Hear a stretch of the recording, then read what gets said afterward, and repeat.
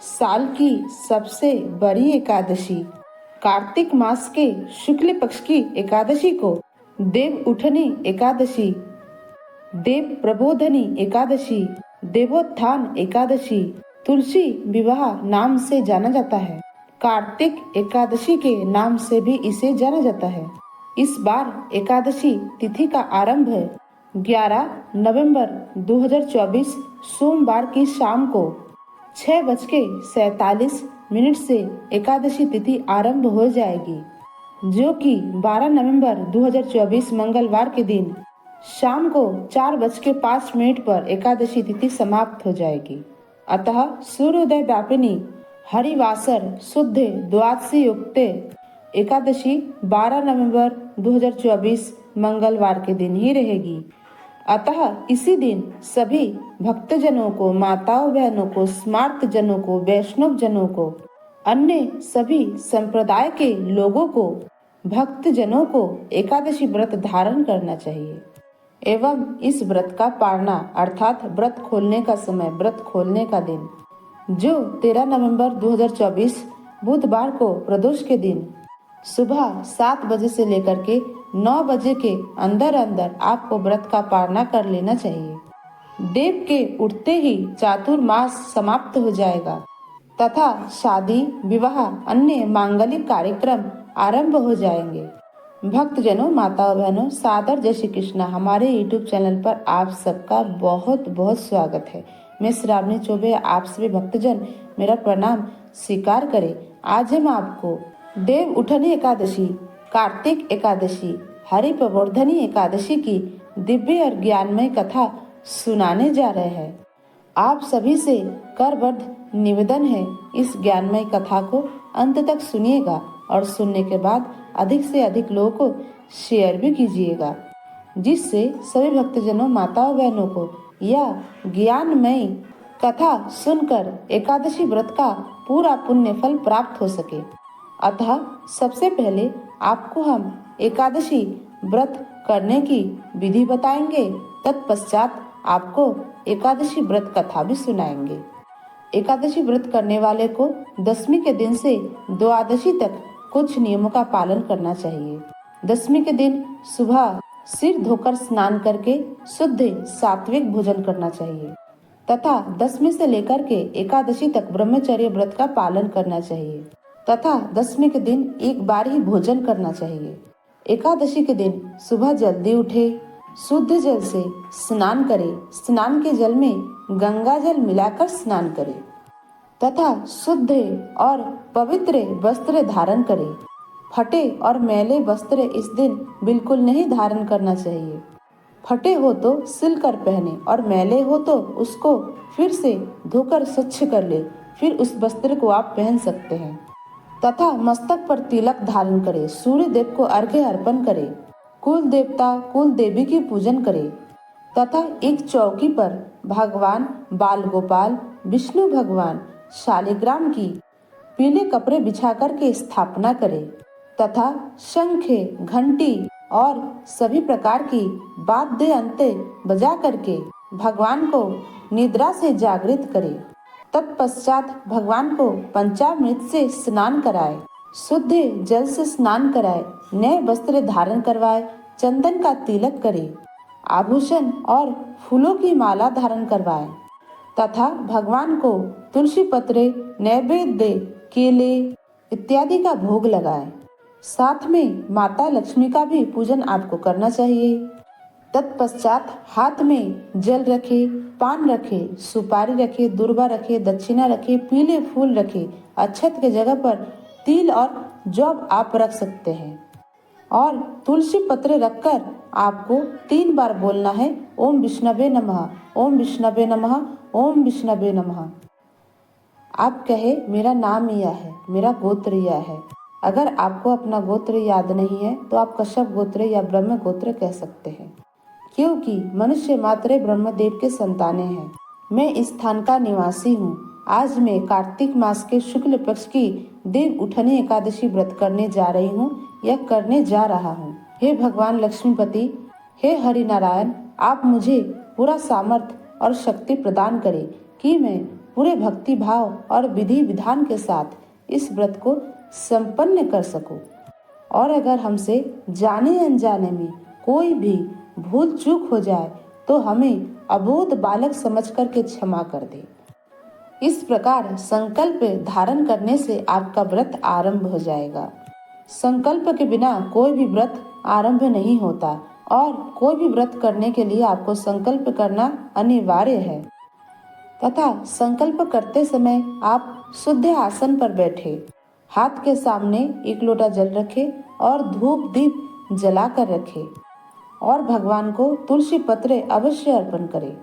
तथा इस दिन माता तुलसी का विशेष पूजन अर्चन आपको करना चाहिए। तथा जो भी भक्तजन माताएं बहनें अपने घर पर तुलसी विवाह संपन्न करवाते हैं तो उन्हें ब्राह्मण पंडित द्वारा भगवान शालिग्राम तथा माता तुलसी की विवाह संपन्न करना चाहिए। तथा सभी पूजा संपन्न होने के बाद आप व्रत कथा अवश्य सुने। देव उठनी एकादशी के दिन आप सभी भक्तजनों माताओं बहनों को तुलसी माता के समीप दीप दान अवश्य ही करना चाहिए। तथा माता तुलसी की विशेष प्रकार से श्रृंगार आपको करना चाहिए। तथा गन्ने का मंडप बनाकर उसमें भगवान शालिग्राम तथा माता तुलसी की विवाह संपन्न करना चाहिए। सब लोग अपने सामर्थ्य के अनुसार माता तुलसी तथा भगवान शालिग्राम को सभी सुहाग की वस्तुएं अर्पण करें। जैसे हम अपनी बेटी अपने बहन का कन्यादान करते हैं, विवाह करते हैं, वैसे ही हमें भगवान शालिग्राम तथा माता तुलसी का विवाह करना चाहिए। जो भी भक्तजन कुंवारी कन्याएं, कुंवारे लड़के की विवाह में बाधाएं आ रही है, वो अगर अपने हाथों से माता तुलसी तथा भगवान शालिग्राम की विवाह संपन्न करवाएंगे तो उनकी विवाह में आने वाली सभी बाधाएं समाप्त हो जाएगी। तथा विवाहित दंपत्ति अगर तुलसी विवाह करवाएंगे, तुलसी माता का कन्यादान करेंगे तो उन्हें असीम पुण्य फल की प्राप्ति होगी। तथा एक तुलसी माता का कन्यादान करने से लाखों करोड़ों कन्यादान करने का पुण्य फल हमें प्राप्त हो जाता है। तो सभी भक्तजन माताएं बहनें अपने सामर्थ्य के अनुसार कार्तिक शुक्ल पक्ष एकादशी से लेकर के कार्तिक पूर्णिमा तक तुलसी विवाह संपन्न करवा सकते हैं तथा अक्षय पुण्य की प्राप्ति कर सकते हैं। भक्तजनों माताओं बहनों, अब हम आपको देव उठनी हरि प्रबोधनी एकादशी का दिव्य और ज्ञानमय कथा सुनाने जा रहे हैं। एक बार बोलिए, भगवान लक्ष्मी नारायण की जय हो, तुलसी माता की जय हो, शालिग्राम भगवान की जय हो, शालिग्राम रूपी भगवान को धारण करने वाली गंडक नदी की जय हो, देवादिदेव महादेव उमापति कैलाशपति भोलेनाथ की जय हो, गणाधिपति गणेश भगवान की जय हो, गंगा मैया की जय हो, सभी तीर्थों स्थानों की जय हो। हमारे धर्म ग्रंथों तथा पुराणों में देव उठनी एकादशी व्रत कथा कुछ इस प्रकार है। एक समय की बात है, सोनकादिक 88,000 ऋषियों ने सूत जी महाराज से प्रश्न किया कि हे ऋषिवर, आपके श्री मुखारबिंद से हम देवोत्थानी देव उठनी एकादशी का दिव्य और ज्ञानमय कथा सुनना चाहते हैं। तब सूत जी महाराज कहते हैं कि यही प्रश्न एक बार राजा युधिष्ठिर ने भगवान श्री कृष्ण से किया था और भगवान ने उन्हें उत्तर देते हुए कहा था कि कार्तिक माह के शुक्ल पक्ष की एकादशी को देवोत्थानी एकादशी, देव उठनी एकादशी तथा हरि प्रबोधनी एकादशी के नाम से जाना जाता है। यह एकादशी वर्ष की सबसे बड़ी एकादशियों के श्रेणी में आती है और इस दिन चातुर्मास का समापन हो जाता है तथा इस दिन तुलसी जी के साथ में शालिग्राम भगवान जी का विवाह संपन्न किया जाता है तथा इस दिन से शादी विवाह आदि सभी मांगलिक कार्यक्रम आरंभ हो जाते हैं। देव उठनी एकादशी के जो पौराणिक कथा है उसमें बताया हुआ है कि एक राजा के राज्य में सभी लोग एकादशी का व्रत करते थे। प्रजा तथा नौकर चाकरों से लेकर के पशुओं तक को एकादशी के दिन अन्न नहीं दिया जाता था। एक दिन कोई दूसरे राज्य का एक व्यक्ति उस राजा के पास आकर बोला कि हे महाराज, कृपा करके मुझे नौकरी पर रख लीजिए।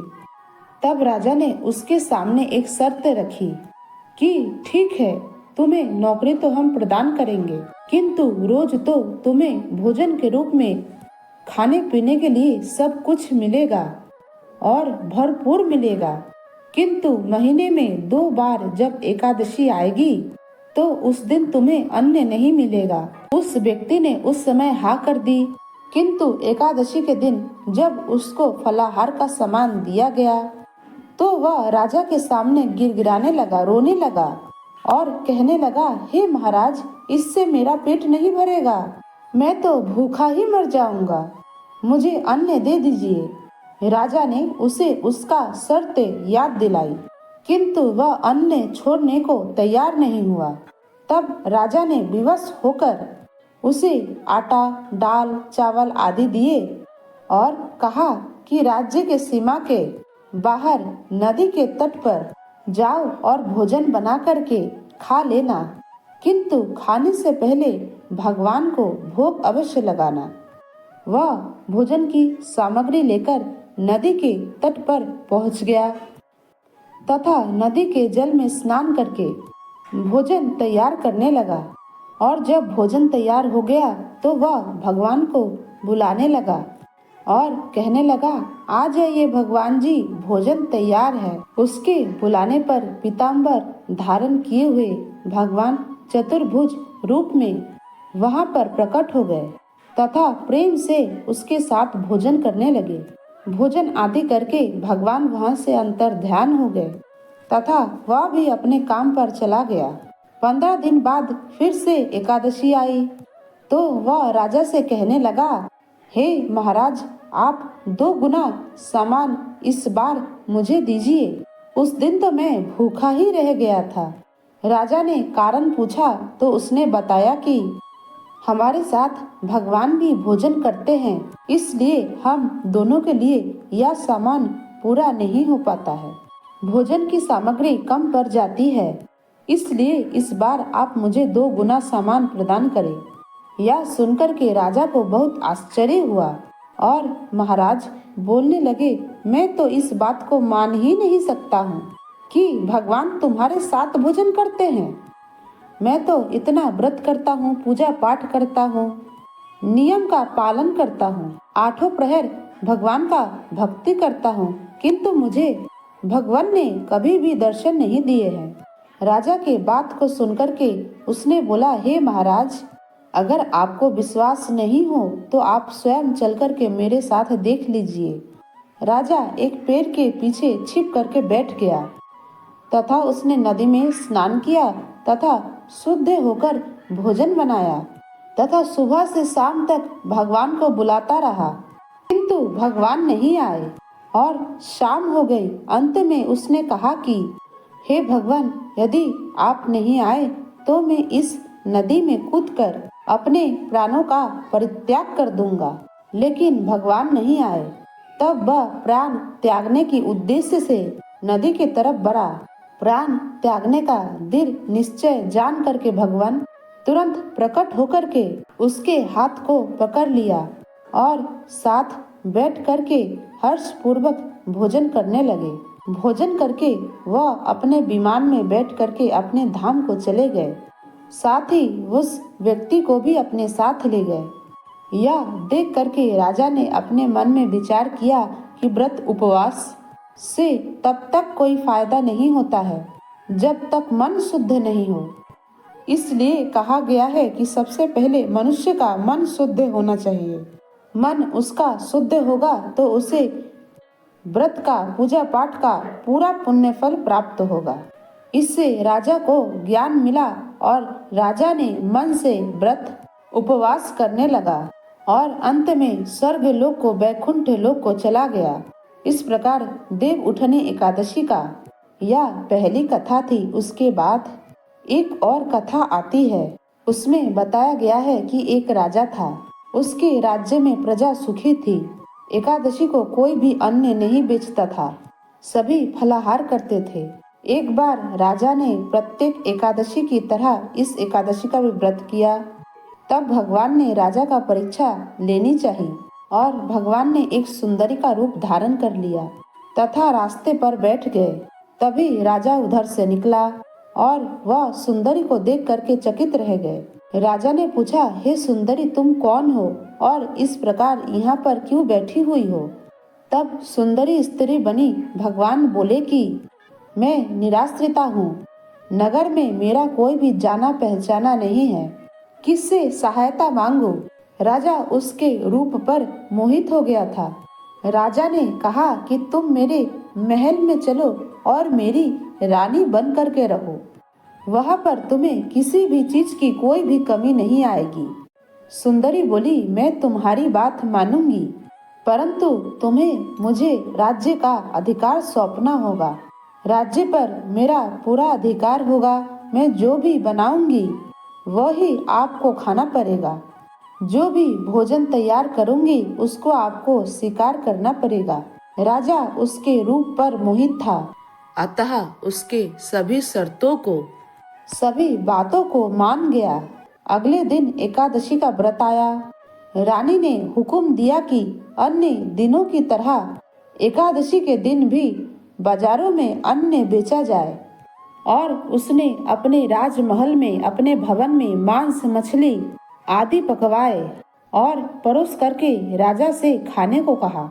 यह सब देख करके राजा बोला, हे रानी, आज तो एकादशी का व्रत है, मैं तो केवल फलाहार ही करूंगा। तब रानी ने उनको शर्त की बात याद दिलाई। रानी ने कहा कि या तो भोजन करो, नहीं तो मैं बड़े राजकुमार का सिर काट दूंगी। राजा ने अपनी स्थिति बड़े रानी से कही तो बड़ी रानी ने कहा, हे महाराज, धर्म में ना छोड़े। अगर राजकुमार का सिर कटता हो तो कटने दे। पुत्र तो फिर मिल जाएगा, किंतु धर्म फिर प्राप्त नहीं होगा। आप अपने धर्म पर अडिग रहे। इस दौरान बड़ा राजकुमार खेल करके आ गया। माँ के आंखों में आंसू देख करके वह रोने का कारण पूछने लगा तो माँ ने उसे सारी बातें और सब स्थिति बता दी। तब उसने बोला, मैं सिर देने के लिए तैयार हूँ। पिताजी की धर्म की रक्षा अवश्य ही होगी। राजा दुखी मन से राजकुमार का सिर देने के लिए तैयार हुआ। तब रानी के रूप से भगवान विष्णु प्रकट होकर के राजा से असली बात बताई और भगवान ने कहा, हे राजन, तुम इस कठिन परीक्षा में उत्तीर्ण हो गए हो, तुम पास हो गए हो।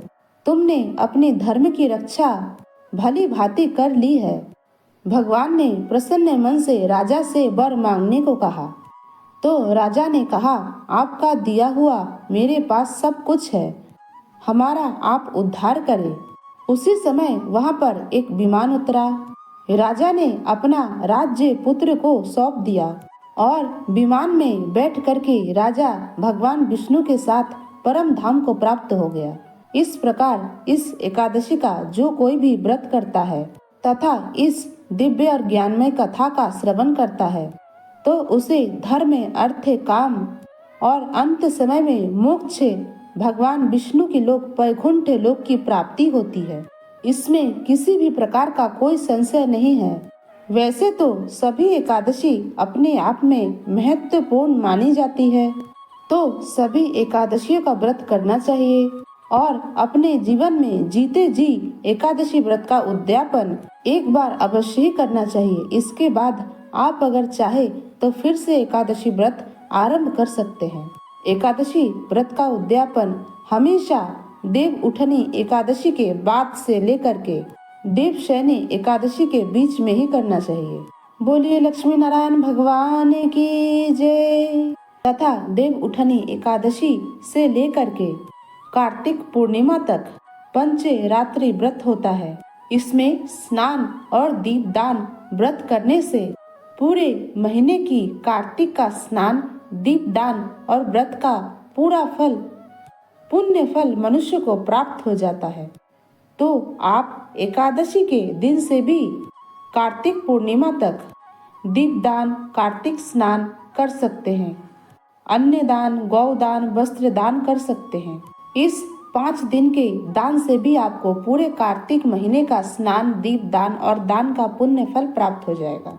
तथा एकादशी व्रत में आपको केवल फलाहारी करना चाहिए तथा देव उठनी एकादशी के फलाहार में विशेष रूप से गन्ने का सेवन आपको अवश्य ही करना चाहिए। बोले लक्ष्मी नारायण भगवान की जय, वृंदावन बिहारी लाल की जय। अच्युतं केशवं राम नारायणं कृष्ण दामोदरं वासुदेवं हरे, श्रीधरं माधवं गोपिका वल्लभं, श्री जानकी नायकं श्री रामचंद्रं भजे, जानकी मनोहरं सर्वलोकनायकं, श्री शंकरादि सेवितं पुण्य नाम कीर्तनं, श्री राम राम राम राम राम नाम तायकं, रामकृष्ण वासुदेवा भक्ति मुक्तिदायकं, रामकृष्ण वासुदेवा भक्ति मुक्तिदायकं, रामकृष्ण वासुदेवा भक्ति मुक्तिदायकं। हरे राम राम राम हरे हरे, हरे कृष्णा कृष्ण कृष्ण हरे हरे, हरे राम राम राम हरे हरे, हरे कृष्ण कृष्ण कृष्ण हरे हरे। श्री कृष्ण गोविंद हरे मुरारी, हे नाथ नारायण वासुदेवा, श्री कृष्ण गोविंद हरे मुरारी, हे नाथ नारायण वासुदेवा, हे नाथ नारायण वासुदेवा। बोलिए वृंदावन बिहारी लाल की जय, गोवर्धन गिरधारी भगवान की जय। धर्म की जय हो, अधर्म का नाश हो, प्राणियों में सद्भावना हो, विश्व का कल्याण हो। सनातन धर्म की जय हो, गौ माता की जय हो, नगर बस्ती की जय हो, आज की आनंद की जय हो, कल के आनंद की जय हो, कल परसों की आनंद की जय हो, बरसों बरसों की आनंद की जय हो। ओम नमो पार्वती पते, हर हर महादेव हर। काल हर, कंटक हर, दुख हर, दारिद्र हर, आनंद की लहर कर। भक्तजनों, माताओं बहनों, हमने जो ज्ञानवर्धक कथा आपको सुनाई है, इसको अधिक से अधिक लोगों को शेयर कीजिएगा, लाइक कीजिएगा, कमेंट कीजिएगा और हमारे चैनल को सब्सक्राइब भी कीजिएगा और अपनी इस बहन बेटी भाभी का साथ दीजिएगा। आगे बढ़ने का एक मौका अवश्य दीजिएगा। मिलते हैं कोई नए वीडियो में, तब तक के लिए सादर जय श्री कृष्णा, सादर धन्यवाद। जय राम जी की, हर हर महादेव।